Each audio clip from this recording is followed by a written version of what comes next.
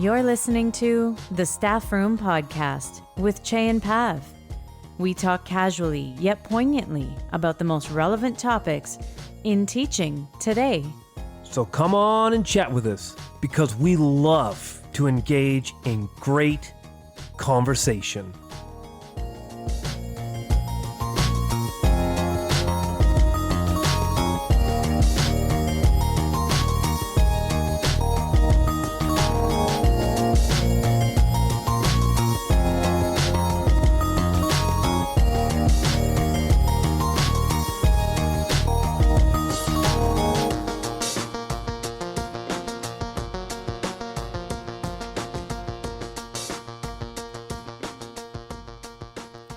And welcome to episode 65 of the Staffroom Podcast.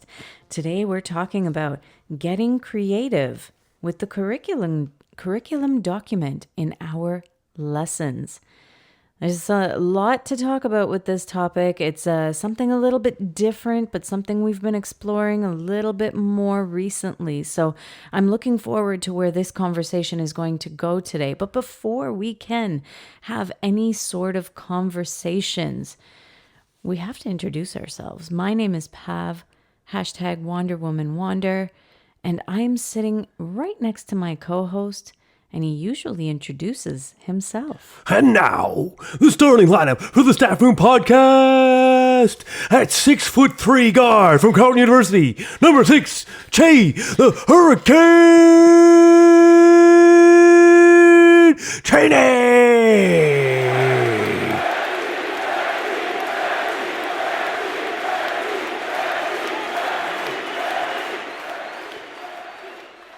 Did you say 6'3"? There's no time to question my fiction right now. Pav, how are you? I am fantastic. I had a great laugh there, which set the tone for this episode. Pardonnez-moi. Pardon me. You are laughing at me? Yes. Your fiction is greater than my fact. This is a story from my grandfather passed down. Sorry. Don't let the facts get in the way of your great fictional story. Exactly. And he was right. You know, your fiction will always beat my facts. That's right. That's the exact wording. There you go. And we got a great episode, although I don't know yet because we haven't finished recording it, but I'm anticipating it'll be pretty good. Yeah. On how we use curriculum documents actually in our lesson, and connect to some really high-end sort of pedagogies that maybe we wouldn't. Oh, curriculum documents. Can't wait. You know, in the past, the only time that I ever open curriculum documents is to write my long-range plans or to write report cards. So in the past, I do have to say the last couple of years, this is something that I've been exploring a little bit more. And just to get my students involved with using, this is what you're in school for, this curriculum document. You know, you could take this and open your own school with it if you wanted to. So let's really get to know this curriculum document so that we can guide our own learning. The Staffroom Podcast Academy. Yeah, I like the sound of that. But you know how we got to this episode is we have a bunch sort of on the burners. Yeah. And we've been contemplating sort of a secondary episode to go with the toxic positivity, toxic productivity, because it's still a conversation we are having with people and still stuff we're researching as people bring up new lines of information. And we knew that was going to happen. Absolutely. Yeah.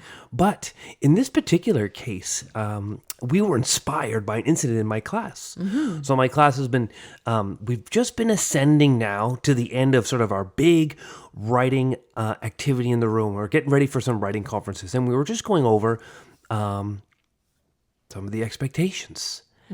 And I don't know where it came up, but there was a comment or a reference to the expectations across the grades. And a student said, Mr. Cheney, there is no chance that the expectations are anywhere near the same from grade 8 to grade 5. Stop the lesson, kiddies. We got a chance to go from here. And then this is the moment where, my lesson expanded, but this is where we said, this is going to be an activity. This could be something we talked about, because all of a sudden our curriculum document, those boring, I don't want to say boring expectations, often how we handle them in at least our experience, in staff meetings and planning meetings, where you just sort of don't feel necessarily invigorated. We had the curriculum documents as the foundation of an invigorating and engaging lesson. And that little anecdote is what led us to our story, our starting place for today. Yeah, a lot of the time when we develop our episode topics, it comes out of just a casual conversation between Chey and myself, and either one of us talking about something that we did in our class that worked really well. And I shared a couple of fun things that I came across this week, and Chey was sharing this story. And it wasn't until this afternoon that we were like, you know what, this deserves a topic, because people might be using the curriculum document in their lesson plans, or maybe they're not. Maybe they're not using it in their classrooms with the students. Over the last couple of years, there's been a lot of, no, I shouldn't even say the last couple of years. For a long time, there's been a huge push for us to be co-creating lessons, or at least learning goals with our students, and success criteria, and working through, what are the expectations.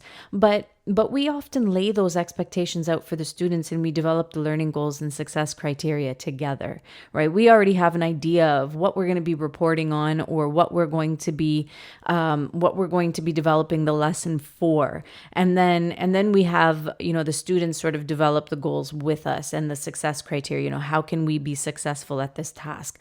But very rarely do we ever say, you know what, let's bring the actual curriculum document, the expectations, the overall or the specific expectations into the conversation, and actually have students look at them. And I don't know what it is that we think that maybe the language is a little bit too advanced for the students to understand, or maybe they just won't get it, or they won't be interested, or maybe we're not all that interested, whatever the case might be. I don't know if a lot of people do. And please, if I'm wrong, let us know if you've been using the curriculum document in your lesson plans, in your creation of your activities with your students. I don't think it's the type of activity that gets celebrated. Perhaps, yeah. Because there's so many sort of, and still great learning, but there's glitzier learning that are the first things we're going to showcase. And you're right. We're all very comfortable with standards and curriculum, and we use them in our planning. We use them a lot in our pre-planning. As you were conversating, I know I've become much more familiar with the document this year because I'm teaching so many more new classes. Yes. And it reminds me that as I get sort of very comfortable in the courses I've taught, I'm less likely to dive back in the expectation. It doesn't mean I'm not using them effectively, but all of a sudden I'm less likely to maybe use them immediately in a class or a lesson, because they're not as close at hand, although I know on the internet they're really close at hand, but not necessarily comfortable gravitating to them. Yeah. And so you brought up those great points. We're all very comfortable with them, and we all use them to build great lessons. But do we actually use them as the lesson? Do we turn them back into those inquiry, that exploration? And so we had some great successes when we were sort of talking our way through it. We've had some successes using that actual document in the lesson. And I think you're probably right. There's probably teachers that do it, but is it something we celebrate? And we wanted to really celebrate using the document in a lesson.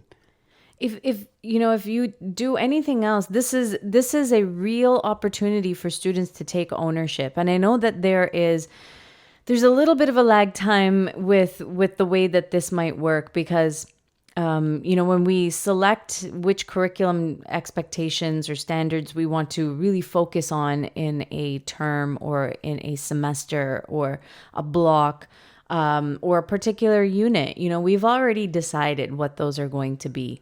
But wouldn't it be cool if you had the opportunity to have your students choose the expectations? And this had my wheels turning, because the activity that you did with your class, which I'd love to know a little bit more about right now, is is you turned it around and you gave them the opportunity to highlight. And I would love to be able to do something like that if time permits. And I have to say that the opportunities that I've had in the past to really dive into the curriculum in the past is when I've had teaching partners where we sat down and we really looked at the curriculum. So imagine how incredible it would be if you and your students were able to really read through the curriculum expectations and choose the ones that the students and you together felt were the most poignant and the most impactful for your learning experience in that year. So my wheels since that have really been turning to see how I can do this to establish perhaps for a unit or even an entire term, what we could do with the curriculum document. Okay, I think it's ready for some story time. I am ready. Gather around the fire. And so I've been doing, in English, we've been building up for our big writing piece, and we're building up to our writing conferences. And of course, we've used success criteria and learning goals, but in my class, I prefer the word targets. I love to have my daily targets, my lesson targets, and it's a quick word that's easily identifiable. Like success criteria, it's great. Learning objectives, that's great. But targets for me, it's just a word that everyone just, what's the target today, Cheney? What's the date, Cheney? What's the target? And it just becomes an easy phrase. We throw it all the time. And so when we constructed this writing activity, I did a lot of very explicit instruction, and we had very clear targets each lesson. So I was doing a target on how to citation. I was doing a target on how you were going to find a quote. And we did a target on how we made a catchy intro. So as we built our way through our writing piece, there were a bunch of daily targets that amassed to a collection of targets we had worked on in our writing. And now the concept of this writing piece, to add a little bit of flavor to it, was actually inspired by the P3 by Noah Daniel and her personal playlist. But this is sort of an extension. So the writing assignment was called Your Story, Your Song, Our Playlist. And so the students picked a song that they thought was them, and then they had to find 3 distinct lyrics that they could make a clear or a really defined connection about telling their biography. And so it was biography through song or story through song. And we've had some wonderful discussion. We've built through many of our skills, and we came to the end, and we were just getting ourselves ready for our conferences, and we were going back over some of the targets. And so as we went through the targets, we just pulled out the curriculum. I said, okay, these have been our targets. Why don't we spend some time diving into the curriculum to find where these targets are going to match? So it was like a matching game. Our targets, because I would put it into terms that were more easily to use and talk about in the lesson. So they were related, but they weren't the explicit curriculum expectation. So we were doing some matching, we were finding some stuff, and it was during that the conversation came up. Well, they wouldn't be the same in other grades. And it was like, stop. Stop. Are you sure? Do you know? Is this a thing? And then all of a sudden, we shifted on our lesson from finding ones that were going to match up and were going to be ones to compare and use in our conversation. We then actually just started to explore. We just said about, okay, let's find similarities across grades. Let's find differences across grades. And it was so much, the inquiry and the exploration came from the idea, the simple statement that there's going to be no similarities. How can there be similarity, Cheney? 8 to 6? No way. And so the class, we broke ourselves up. And who's going to compare 8 to 6 and 7 to 4 and 6 to 3? And then we just dove in. Mm-hmm. And we had some really fun aha moments in regards to the English curriculum, because of course they found that the expectation is virtually the same. Mm-hmm. It's the evidence to display the learning that's different. And then we drew that back to our writing. I said, so the expectation is going to be the same. Now look at how you've been writing and how does it compare to the evidence that's given? But that wasn't even how we really started to use it. This just set up our conversation. And as we were having these conversations and the kids were really into the similarities, the differences, now they were looking specifically at the specific examples given in the curriculum document. And we just started to have a little bit of conversation. And we just took the conversation after they had gone through it. And I said, okay, so let's get ready for our conference. I said, now you know what the targets were. And now you compare it to your writing. Maybe you feel really good. Maybe you feel really comfortable. Maybe you're not as comfortable with your targets. And I said, so let's take the one paragraph in your writing that you want to specifically and explicitly talk about. And I said, now you go find the curriculum expectation that you feel best represents or is best represented in that work. And so I let them have that agency to them all of a sudden pick the curriculum expectation they thought they best reflected in their writing. And it then is now our setup for our writing conferences, that although I had curated all the expectations I wanted to, I knew where I needed to go, I hit all these targets, at the end of it, I just sort of flipped that model, and they went through the curriculum doc, which they had gone through for a couple of days with those other tasks, and they went and found the expectation that they wanted me to talk about with them about the paragraph they selected they wanted to use for their writing conference.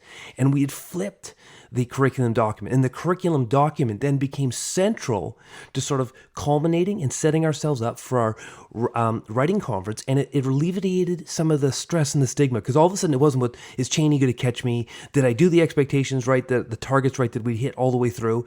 All of a sudden they had a little bit of ownership, and they could take some pride might not be the right word, but they were able to go through their own paragraph, establish what they felt was the best part of their paragraph, and then went and found the expectation they wanted to give to me to talk to them about. And it was just a really empowering, and you could just see, one, they were diving right into the curriculum to find the one. And then it brought a little bit of confidence that it didn't feel like this writing conference now was going to be a trap. Yeah. It was something they had ownership of. You said that exactly perfectly, that empowerment part. You're now allowing them to start their conference on a high note, and have them be proud, and there's nothing wrong with that word. Have them be proud of their work when they bring it to you, because they should be, especially if they've gone back into the standards, into the expectations, to see what they actually did do well. And so I really like that, and it really had me thinking about, I've started using the curriculum document in my teaching in the last couple of years, but I've never really used it in that way. And so that really had me turning my wheels on. Students firstly need to explore the expectations and the document, and then we can move forward and use it in a different creative sort of way. And, I did want to ask you now, when you brought the curriculum document into the space, into the teaching, were there any students who had no idea what it was? Yes. Okay. And as we explored a little bit, some found some great expectations for other provinces and other states.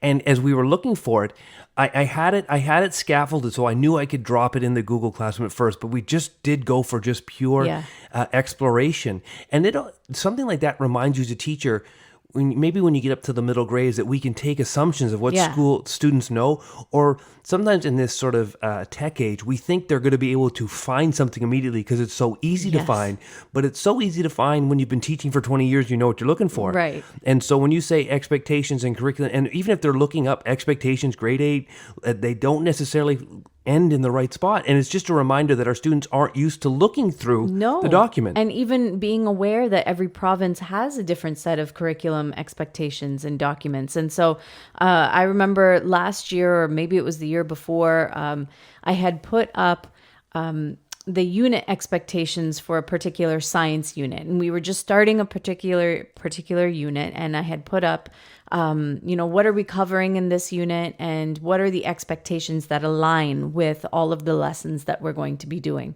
And so I had put up this slide, and the students are kind of looking at me like, what's the difference between column 2 and column 3? They're just like, so you're the second column is what we're going to be learning about. So what is this column 3 expectations all about? So my students at that time, they were grade 7 students, had no idea what curriculum expectations were, that these are the things that guide what we are teaching in every year. So, they kind of just assumed, maybe, I guess, which I probably did when I was a student as well, that teachers just pick and choose what they want to teach their students out of thin air. And they just decide, okay, well, this is what I'm going to teach you this year, which, if you based your needs off of where your students are, that would be a great way to do that sort of thing. But this whole idea of curriculum expectations was really new to them. And so we paused that very moment, and I said, you know what, this is a great opportunity for us to explore the curriculum document further. So we opened up to that unit, that section of science in the document, and we read through all of the expectations for that. And it was about 2 pages, so it wasn't too long. We did get through it all, but they were amazed at how much we are expected to cover in one unit. And so it was eye-opening for them. And then, we're kind of reading along, and there's lots of examples, and the students were like, oh, they ask you examples. They give you lots of topics. They give you lots of examples in the expectations of things that you could even research about. And I was like, yes, they do. They give you prompts. They make it a little bit easier for teachers to get some ideas of what they could do, or if students are learning or reading this, or if parents are reading the document. And so it was a really good opportunity for us to go back and say, this is where teachers begin to decide what they're going to be teaching their students. And so the students really appreciated that. And at the moment, I thought, this would be really nice to explore a little bit further with the students, but we didn't really get that opportunity teaching Rotary. And so that was something that I wanted to explore further. And so I really appreciated when you shared your story with me, Chey, because it reminded me of that activity that I had started with the students, and thinking, I want to take this further. So I want to be able to explore this a little bit more. So I think it's something that I might want to try at the beginning of the next term. I think our students are familiar with seeing expectations, and I think we post them a lot, and we put them on notes home to parents and those type things. It's the interaction with it, and it's the realization. I don't even say realization. It's being comfortable knowing it can be a teacher tool just as much as anything like a Google slide creation on, I don't know what, doesn't even matter what. But the actual document is something we can use and play and explore and have a productive struggle with.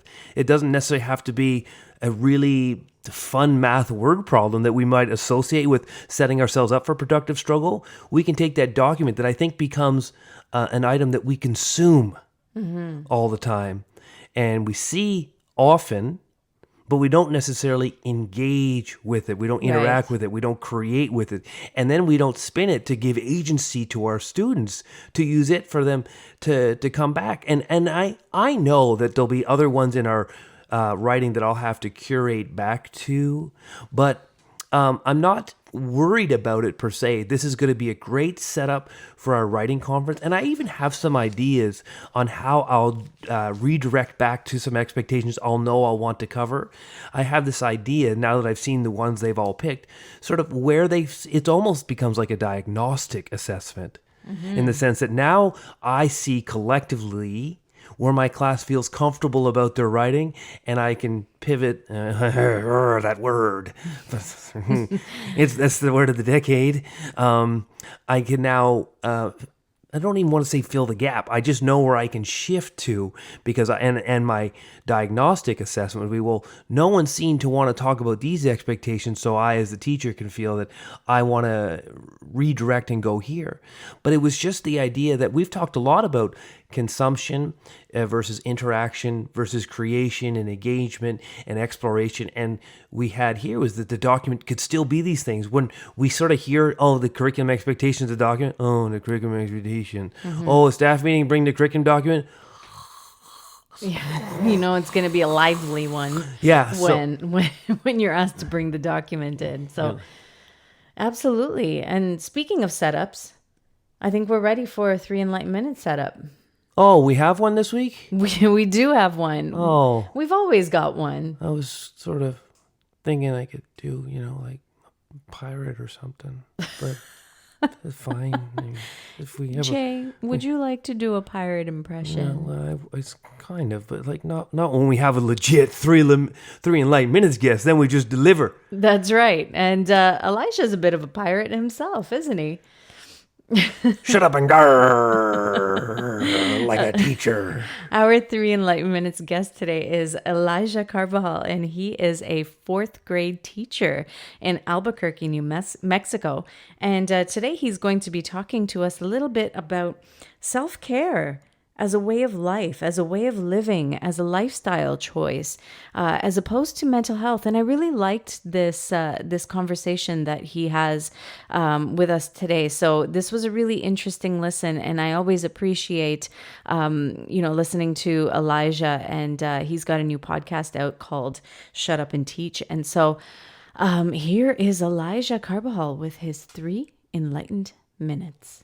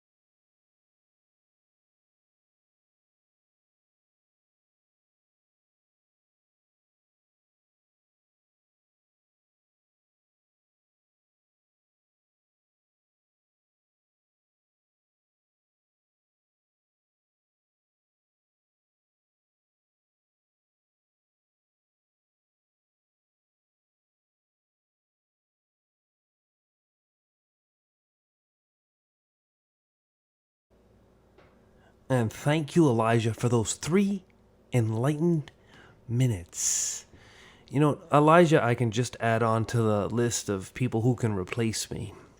He speaks so well, and certainly a lot slower than I do. And he wears eyeliner better than you do, too.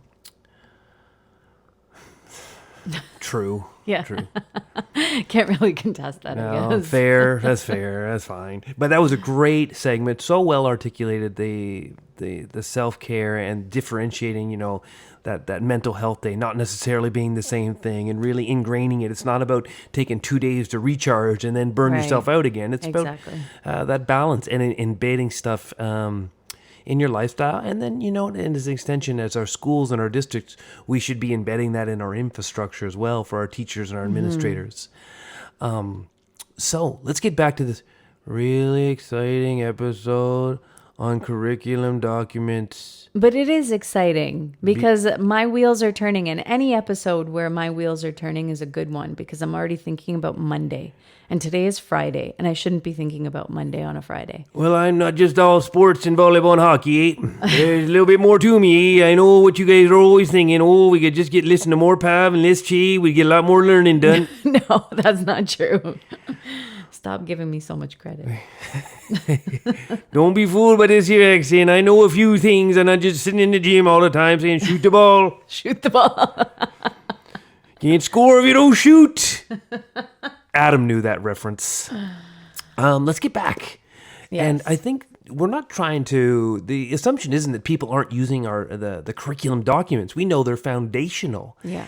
And we also know as an extension that they are great gateways to building relationships, because of course they are the foundations of the lessons we teach and the opportunities we create. And I've always been a big fan of I make the best relationships by demonstrating to my students what type of teacher I'm going to be. And I demonstrate that through the sheer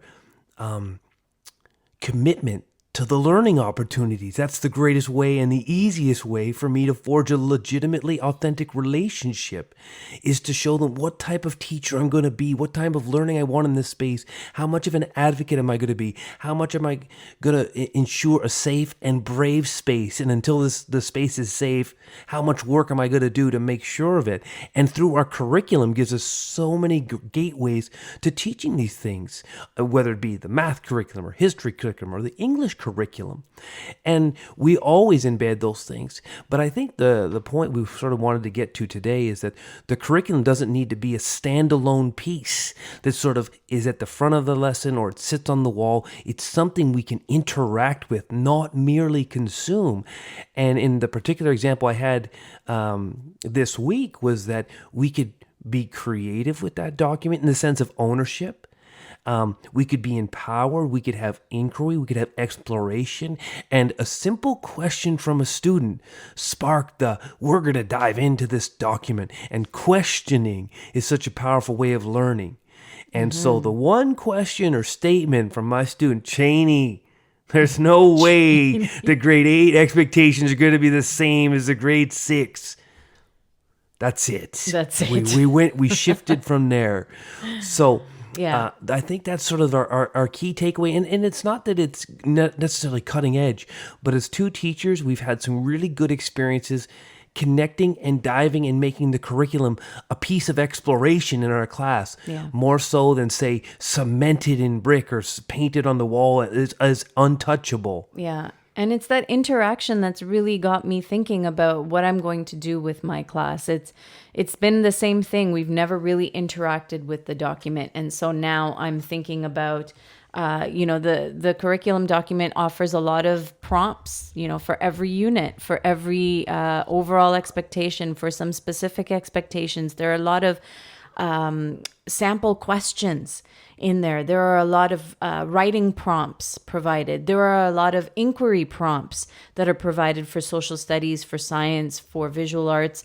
There are a lot of opportunities for students to get ideas from the curriculum document. So why wouldn't we go through there to find some ideas that we could use in our spaces and perhaps get some of the wheels of our students turning about, when they're stuck and say, I don't know what to do my project on, or I don't know what to learn about, or I don't know what to do for this inquiry.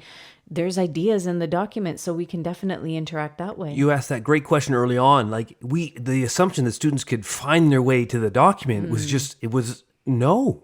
They weren't just going to find their way to their document. Maybe because it's always been so well posted for them, they've never had that sense to go and find it and then go through it and explore it. And as you were talking, it reminded me that because we did this task of I asked students merely to find me one thing similar, one thing different amongst the same curriculum expectations in grades. So they compared, 1.2 of writing and 1.2 of writing in another grade. One similarity, one difference. And when we were first going through the document, the stuff in the brackets and in the italic font, we don't really need to read that, right, mister? We need the first part, right?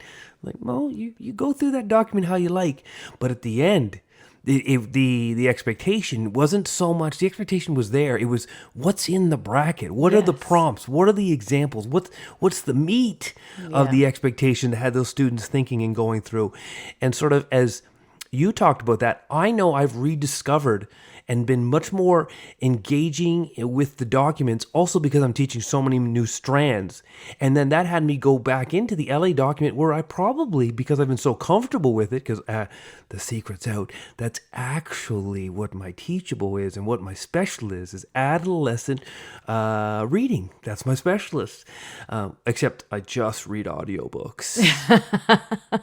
What are you laughing at? It's a form of reading. Hey, I'm not laughing at you. I'm laughing with you. This is going to be an episode. Audiobooks, it's a thing.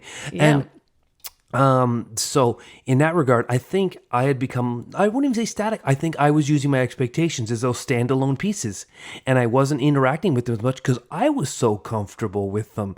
And so this having to have my documents so available because I know nothing about grade 8 science. Sell? What sell?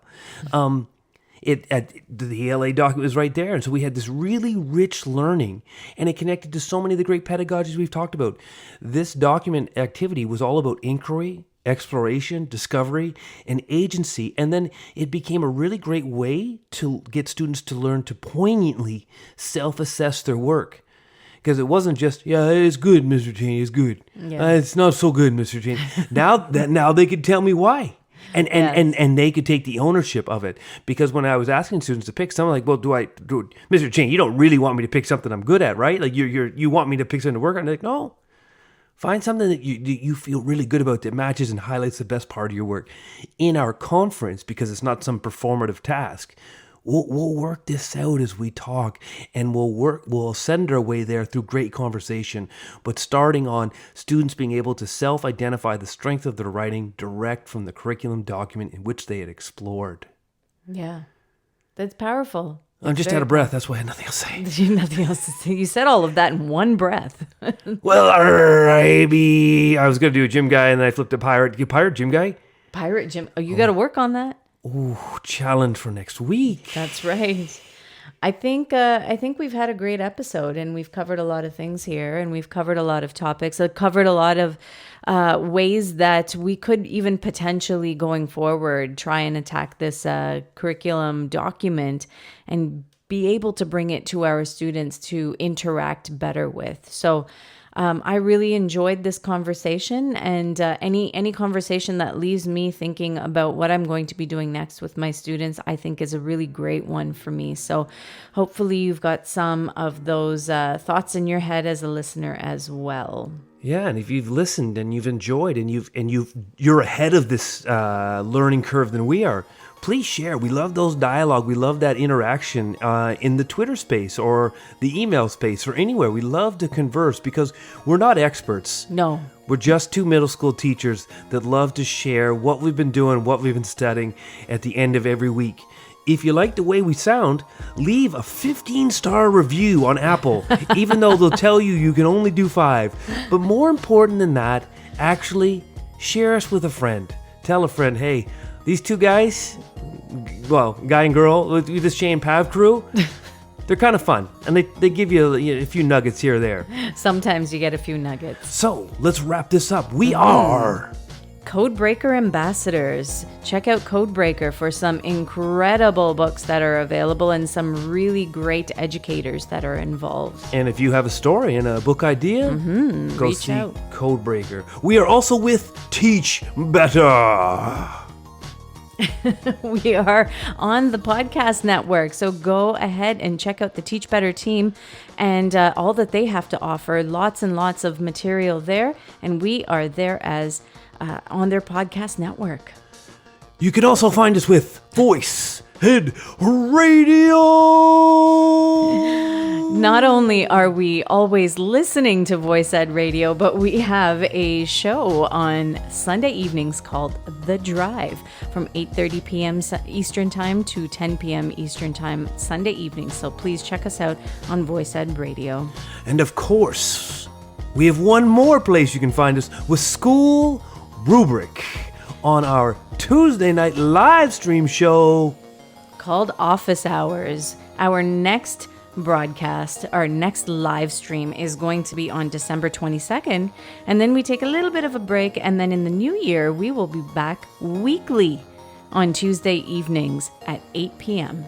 Everyone, thank you so much for joining us in the staff room, episode 65.